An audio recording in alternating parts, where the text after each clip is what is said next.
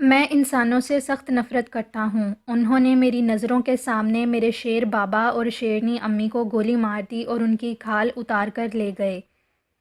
بابا اور امی کی موت کے ساتھ میرے بچپن کی خوشیاں بھی ختم ہو گئیں۔ ایسے کڑے وقت میں میرے بہترین دوست چیتے اور اس کے گھر والوں نے مجھے سہارا دیا۔ دوسرے جانور بھی مجھ سے ڈرنے کی بجائے میری دل جوئی کرتے۔ اب میری زندگی کا مقصد انسانوں سے اپنے والدین کے خون کا بدلہ لینا تھا۔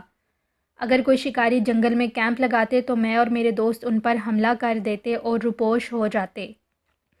میرے دوست چیتے کا بھائی بھی جب چھوٹا تھا تو اسے بھی شکاری پکڑ کر لے گئے تھے، مگر وہ بڑا ہو کر کسی نہ کسی طرح بھاگ کر جنگل میں واپس آ گیا۔ اب وہ بھی ہمارے گروہ میں شامل تھا۔ اس کا ایک فائدہ اور بھی ہوا، انسانوں میں رہ کر وہ انسانوں کی زبان بھی سمجھنے لگا تھا۔ اس طرح جب شکاری ہمیں پکڑنے کا کوئی منصوبہ بنا رہے ہوتے تو وہ چھپ کر سن لیتا اور ہمیں آگاہ کر دیتا۔ کچھ عرصے بعد ایک ادھیڑ عمر باوقار سا آدمی اپنے گھر والوں کے ساتھ جنگل میں آیا۔ وہ ایک بڑی اور مضبوط گاڑی میں آئے تھے۔ اس آدمی کے ساتھ اس کی بیوی، ایک نوجوان لڑکا اور ایک چھوٹی بچی تھی۔ ہم حیران تھے کہ اس خطرناک جنگل میں کوئی شکاری گھر والوں کے ساتھ تو نہیں آتا۔ چیتے نے گھات لگائی کہ سن سکے آخر معاملہ کیا ہے۔ اندھیرا سر پر تھا۔ وہ آدمی اور عورت گاڑی سے باہر کھڑے باتیں کر رہے تھے۔ اس آدمی نے کہا، میرے دشمن سوچ بھی نہیں سکتے کہ ہم اس خطرناک جنگل میں روپوش ہو سکتے ہیں۔ مجھے وہ فائل لازمی کمشنر تک پہنچانی ہے۔ ہمارے ملک کے غداروں نے ملک کو تباہی کے دہانے تک پہنچا دیا ہے۔ میں صبح ہی محفوظ راستے سے روانہ ہو جاؤں گا۔ عورت بہت پریشان لگ رہی تھی، بولی، مجھے بہت خوف آ رہا ہے۔ سنا ہے یہ جنگل خوفناک درندوں سے بھرا پڑا ہے۔ اگر انہوں نے ہم پر حملہ کر دیا تو؟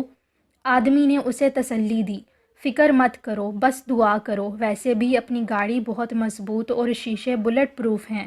اگر درندے آ بھی گئے تو صرف دھوئیں والا شل استعمال کرنا، بس وہ بھاگ جائیں گے۔ ان بے زبان جانوروں پر کوئی ہتھیار استعمال مت کرنا۔ وہ دونوں گاڑی کے اندر چلے گئے۔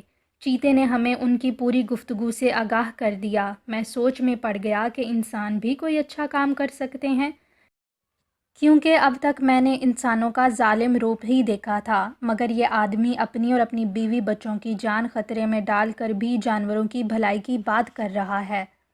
میں نے تمام ساتھیوں کو اپنے منصوبے سے آگاہ کر دیا کہ صبح جب یہ آدمی روانہ ہو تو اس پر کوئی حملہ نہیں کرے گا، بلکہ چھپ کر اس کے بیوی بچوں کی بھی حفاظت کریں گے۔ صبح ہوتے ہی وہ آدمی روانہ ہو گیا۔ ہم اس کے بیوی بچوں پر نظر رکھے ہوئے تھے۔ اگلے دن چیتے نے بتایا کہ وہ عورت اپنے بیٹے سے کہہ رہی تھی کہ حیرت کی بات ہے، تمہارے پاپا تو کہہ رہے تھے کہ یہ جنگل بہت خطرناک ہے، مگر مجھے تو ایک لومڑی تک نظر نہیں آئی۔ وہ لڑکا بھی حیران تھا۔ میں یہ سن کر مسکرا کر رہ گیا۔ کچھ دیر بعد اچانک کچھ گاڑیوں کی گڑگڑاہٹ کی آوازیں آنا شروع ہو گئیں۔ ہم فوراً چوکنے ہو گئے اور تیز رفتاری سے بھاگتے ہوئے اس آدمی کی گاڑی کے آس پاس گھنی جھاڑیوں میں چھپ کر دیکھنے لگے۔ وہ 3 بڑی گاڑیاں تھیں جس میں سے 18-20 افراد باہر نکل آئے۔ ان کے ہاتھوں میں خطرناک ہتھیار تھے۔ ایک گاڑی میں سے جو آدمی اترا اسے دیکھ کر میری آنکھوں میں خون اتر آیا۔ یہ وہی آدمی تھا جس نے میرے والدین کی زندگی کا چراغ گل کیا تھا۔ آج بھی اس کے ہاتھ میں ایک خطرناک بندوق تھی۔ اس کے دوسرے ہاتھ میں گیند جیسی کوئی چیز تھی۔ میرا رواں رواں اس پر حملہ کرنے کے لیے بےتاب تھا، مگر ابھی صورتحال کا جائزہ لے رہا تھا۔ چیتے نے بتایا کہ اس نے دوسرے ہاتھ میں بم پکڑ رکھا ہے۔ یہ ایک خطرناک چیز ہے جس سے لمحوں میں گاڑی اور ان لوگوں کے پرخچے اڑ جائیں گے۔ وہ چیخ چیخ کر انہیں باہر آنے کا کہہ رہا تھا۔ وہ تینوں روتے ہوئے گاڑی سے باہر آ گئے۔ اس آدمی نے بم اپنے ساتھی کو پکڑا دیا اور عورت اور لڑکے کو گھٹنوں کے بل بٹھا دیا اور بچی کا بازو پکڑ کر اسے بے دردی سے ماں کی طرف دھکیل دیا۔ عورت نے لپک کر اسے گود میں لے لیا۔ لڑکے کو غصہ آ گیا۔ اس نے اٹھ کر اس آدمی پر ہاتھ اٹھانا چاہا، مگر اس کے ایک ساتھی نے لڑکے کے سر پر گن مارا اور وہ تیورا کر گر پڑا۔ وہ آدمی مکروہ انداز میں ہنسنے لگا اور بولا، تمہارا باپ کیا سمجھتا تھا کہ میرے منصوبے اتنی آسانی سے منظر عام پر آ جائیں گے؟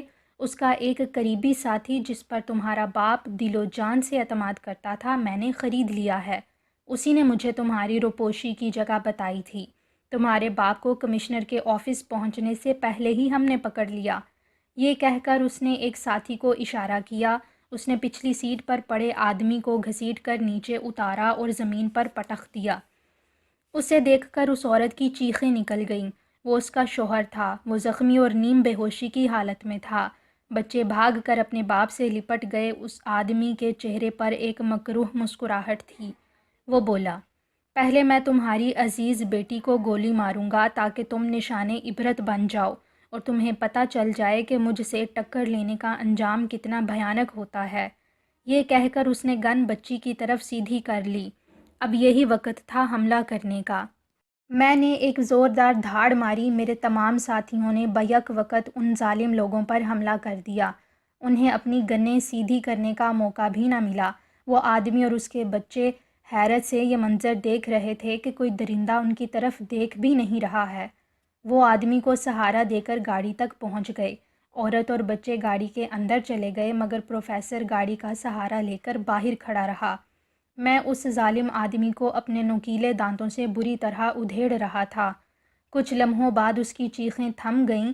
تمام ظالم اپنے انجام کو پہنچ چکے تھے۔ ہمارا کوئی بھی ساتھی زخمی یا مرا نہیں تھا۔ میں اس آدمی کے قریب پہنچ گیا۔ اس آدمی کی آنکھوں میں خوف کے بجائے دوستانہ چمک تھی۔ اس نے میرے سر پر ہاتھ پھیرا۔ میں 2 قدم پیچھے ہٹا اور جھاڑیوں میں غائب ہو گیا۔ میرے ساتھیوں نے بھی میری تقلید کی۔ وہ لوگ وہاں سے روانہ ہو گئے۔ دوسرے دن صبح ہی جنگل میں پولیس افسران اور بہت سے لوگ کیمرے لیے آن پہنچے۔ وہاں کا منظر دیکھ کر سب کے ہوش اڑ گئے۔ وہ آدمی یعنی پروفیسر بھی ان کے ساتھ موجود تھا۔ اس کی حالت بہتر لگ رہی تھی۔ اس نے سب ماجرا پولیس والوں کو سنایا جسے سن کر سب حیران تھے۔ اس نے میڈیا والوں کو بتایا، یہ لاشیں دیکھ کر آپ خود ہی سوچ سکتے ہیں کہ ان درندوں کا مقصد ان ظالم لوگوں کا خاتمہ کرنا تھا، ورنہ وہ اب تک انہیں کھا چکے ہوتے۔ تھوڑی دیر بعد وہ سب وہاں سے روانہ ہو گئے۔ وہ آدمی تھوڑی دیر کھڑا ہو کر ادھر ادھر دیکھتا رہا۔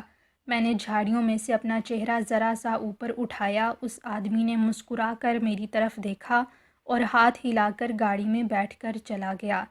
میں نے خوشی میں زوردار دھاڑ ماری اور بھاگتا ہوا اپنے ساتھیوں کے پاس پہنچ گیا۔